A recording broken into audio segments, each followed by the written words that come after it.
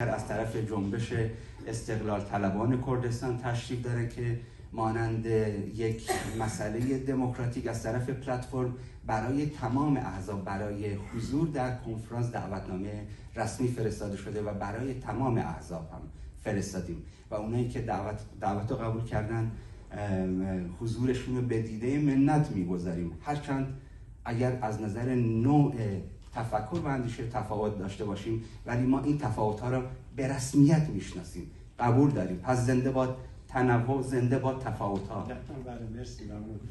با عرض سلام دوباره، ممنونم از شما و از کاردیاکو. من اول پیام جنبش رو میکنم خدمتتون، جنبش استقلال طلبان کردستان. پیام جنبش استقلال طلبان کردستان به کنفرانس 100 سال دولت ملت در ایران از انحصار تا دموکراسی چند ملیتی. با سلام و احترام به برگزار کنندگان، سخنرانان و شرکت کنندگان گرامی، از دعوت پلتفرم دموکراتیک ایران برای حضور جنبش استقلال طلبان کردستان در این کنفرانس سپاسگزاریم. حضور ما در اینجا بیش از هر چیزی تلاشی است برای پیوند زدن تجربه یک قرن ستم ملی بر ملل غیر فارس در ایران. با بحث امروز شما درباره گذار از انحصار به دموکراسی چند ملیتی. درک ما از 100 سال دولت ملت در ایران درک یک ملت بی دولت است، ملتی چون ملت کرد که سرزمینش میان چند دولت تقسیم شد و در چارچوب ایران جعلی کنونی نیز همزمان با سیاست‌های اشغالگرانه، انکار، سرکوب زبان و فرهنگ، سرکوب سازمان یافته سیاسی و نظامی سازی مداوم شرق کردستان را تجربه کرده است. این تجربه مشترک میان بسیاری از ملل غیر فارس در این جغرافیا است، از عرب الاهواز تا بلوچ‌ها، از ترک‌های آذربایجان تا ترکمن‌ها و کاسپیان‌ها و دیگر مردمان تحت ستم ملی. از نظر ما ریشه بحران ساختار 100 ساله دولت ملت در ایران این است که ایرانیان به کردستان حمله کردند، رئیس جمهور کردستان را اعدام کردند و اجازه نمی‌دهند ملت کرد سرنوشت خود را تعیین کند. دولتی که بر پایه انکار وجود ملت‌های دیگر و تبدیل آن به اقلیت تعریف شده، حتی اگر ظاهر دموکراتیک به خود بگیرد، در ذات خود ساختاری استعماری و اشغالگرانه باقی میماند.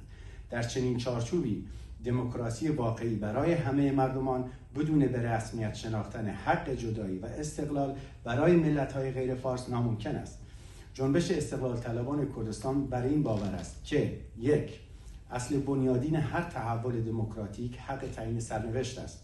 مطابق منشور سازمان ملل و میثاق‌های بین‌المللی، ملت‌ها حق دارند آزادانه سرنوشت سیاسی، اقتصادی و فرهنگی خود را رقم بزنند، از خودگردانی گسترده تا تشکیل دولت مستقل. این حق امری اخلاقی یا احساسی نیست، بلکه یک حق حقوقی و جهانی است که نمیتوان آن را با شعار حفظ تمامیت ارضی نادیده گرفت و ملت کرد برای رسیدن به آزادی نیاز است تا دولت ملت خود را تشکیل بدهد. در غیر این صورت ملت کرد نابود می شود. دو، گفتگو درباره دموکراسی چند ملیتی بدون پذیرفتن امکان استقلال و تشکیل دولت کردی ناقص و یکسویه است.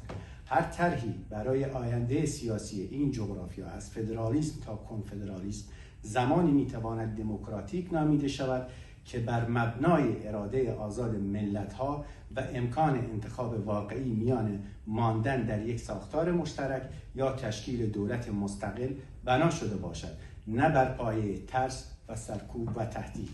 3. مبارزه ما علیه سیستم دولت ملت ایرانی است و نه علیه مردم فارس.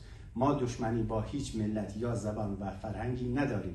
مسئله ما ساختاری است که با تکیه بر هویت ایرانی دیگر ملت‌ها را انکار و سرکوب کرده است. تجربه مشترک جنبش‌های اجتماعی از ژنژیان آزادی تا دیگر خیزش‌های سراسری نشان داده است که همبستگی میان کارگران، زنان، جوانان و ملت‌های مختلف تنها زمانی پایدار می‌شود که بر پایه برابری واقعی و حق انتخاب آزادانه استوار باشد.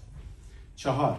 راه ما راهی دموکراتیک، ضد استبدادی و ضد شوونیستی است. ما خواهان پایان دادن به هر گونه تبعیض ملی، دینی و جنسیتی هستیم و می‌خواهیم ملت کرد و دیگر ملت‌های غیر فارس امکان ساختن نهادهای سیاسی خود تدوین قانون اساسی خود و تعیین نوع رابطه خود با دیگر ملت‌ها را داشته باشند، چه در قالب استقلال کامل و چه در قالب هر نوع اتحاد داوطلبانه و برابر.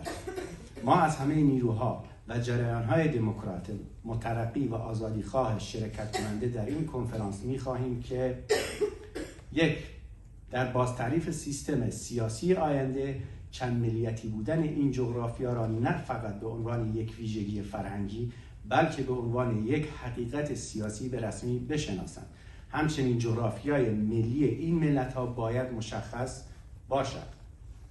2. حق استقلال و جدایی ملت‌های تحت ستم را به عنوان بخشی جدایی ناپذیر از پروژه دموکراسی بپذیرند. 3.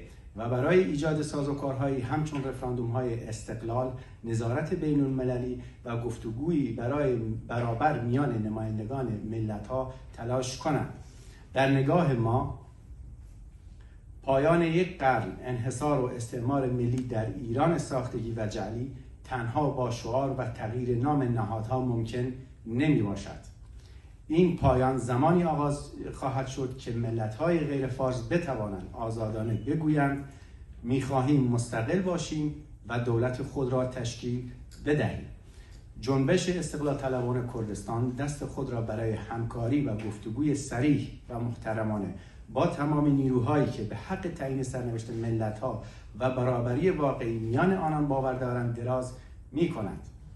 امید ما این است که بحث‌های امروز شما گامی عملی به سوی چنین افقی باشد، افقی که در آن کرد، عرب، بلوچ، ترک، ترکمن، کاسپیان و فارس نه زیر سایه یک دولت واحد تحمیلی بلکه بر پایه اراده آزاد ملت‌ها و عدالت تاریخی در کنار هم زندگی کنند.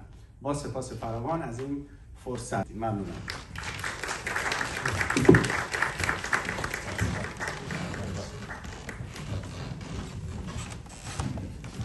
سپاس کاک سیروان جان، سپاس هر بجی جن آزادی